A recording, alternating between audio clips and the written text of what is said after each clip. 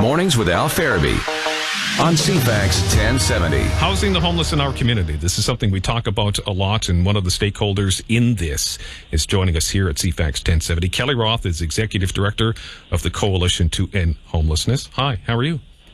Good morning, Al. I'm well. Good. Couple of different things, too. So why don't we start with what is happening with the new tiny homes village? What's the update on that? And let's just update to, just in case people have forgotten where this is as well, but just tell people what's going on.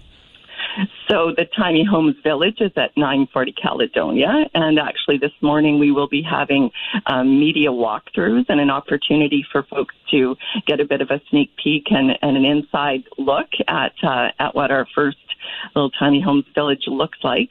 And we want to make sure that we do that before folks move in, because once they move in, it becomes their home. So we want the opportunity for people to have a look and see what's going on. We're really excited about that. We're on track, and construction is underway as they develop it and get it ready for people. Explain again how it all works. So what that was an opportunity. So Arise developers have looked at a number of different innovative strategies, brought some ideas forward. As you know, Al, we've talked about this so much, is that we need more spaces, we need more housing, we need more ways to support our people experiencing homelessness to have homes. So this is one of the opportunities for a transitional settling for people to be able to move in. So it was crowdsourced. We had over 570 donors who contributed to the construction of that, as well as some reaching home funding. And we've been able to support the building of what's going to be a really innovative, interesting little community. Close to being done, sounds like it. It is close to being done, and 30 people will get to move in there. I was going to say how many, so it's 30 that are set to go. Mm-hmm. And do we know who those 30 are, without naming their names, because we can't, but do we know who and where they're from? Yeah, so that takes me to talking about what's going on in the park. So there's been a concentrated effort and a coordinated effort across our homelessness response sector to come together and to be able to make offers of housing into that space. As you probably know from other conversations you and I have had, we have a coordinated assessment and access process, and that process keeps track of human beings who need to get indoors. And so those people have been made offers, and then they will be moving in over the course of the next couple of weeks as those homes are ready. I'm going to get to the parks because that's a Saturday date that we've been talking about for a while in just a second. But give me your thoughts, too, because the province, through BC Housing, has purchased the Capital City Centre Hotel on Douglas. My notes here say about 100 temporary supportive homes for people experiencing homelessness in Victoria. So just give me your thoughts on that, first of all. Is it going to help, and is this really good news? Yeah, it is really good news. But what's really good about it, about all of this, is that we've had an opportunity over the things that we've learned, from Topaz, from Central Park, from all of the experiences we've all had as a community looking to address homelessness through the pandemic, to be intentional about how we do the work we're doing and learning so that we can effectively support people. So those applied practices across health and housing, who've really come together incredibly to address the needs of folks, are what will be applied to this to our new spaces.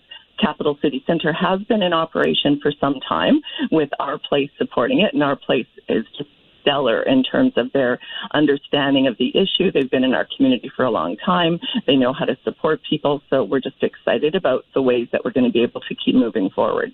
What about that concern about how concentrated housing for the homeless is in that small area of Victoria? So this hotel is 1961 Douglas. There is some concern about that. Mm-hmm. What are your thoughts? Well, and I think what we need to be thinking about and doing is addressing the numbers that we have in the different locations, because one of the things we all know is that people and stability and wellness and belonging is about relationships. And what we need to be able to do is provide people with safe, secure spaces so they can develop healthy relationships amongst each other in a community, whether that's within a building or with the neighboring association, with the businesses. So we want to build those relationships and bridge that with tenant tenant and neighborhood associations, which is one of the strategies to support people to integrate and not to feel isolated, whether that's in a building, in a tent, or wherever their spaces are. We know isolation is a really negative experience for people and has a really dire consequences in terms of all of our mental health. We've all been experiencing that through the pandemic. Kelly Roth is joining us, Executive Director of the Coalition to End Homelessness. So let's get to Saturday, May 1st, and that is the date set for those that are camping in parks to pack up their belongings. Now, there are some exceptions. We'll get to that. But from your point of view, how is this transition going to look come Saturday? Well, I'm going to talk about my hope for it and what's been done in order to try to create something that actually really respects people. And so there's been groups walking through. There's been walkthroughs that started quite some time ago to give people the offers of where they can go in terms of indoor shelter. It's the right of every human being to choose where they live and what they want to do. So if that offer is accepted, and that's BC Housing's role in this. So BC Housing keeps the list, and the reason that we have lists and census and we keep track of people is to ensure that no one's left behind. So the role that they play is to make sure everybody has filled out an application form, that they are included in our system. So that work has been being done over the past months to make sure that we know and we're not missing anyone. Then what's happened is that peer-based organizations with our HEART team and others have been walking through building relationships. Our on-the-ground outreach teams and health teams have been building relationships, assessing how people are doing, making sure they have supports, and then looking to make sure that when they're ready, they can move. And we've been reassured by bylaw that it's a very individualized approach.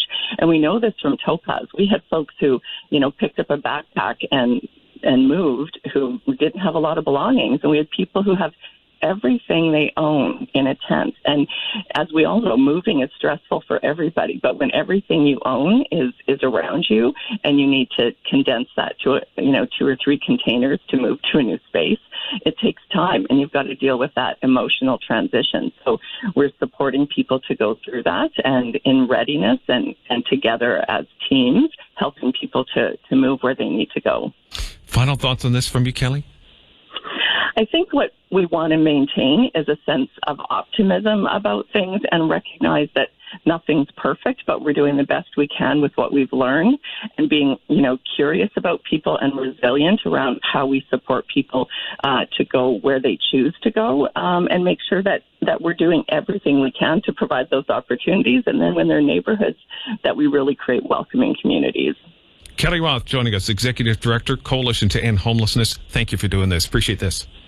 Thanks so much. I'll really appreciate your time. 828 at CFax 1070.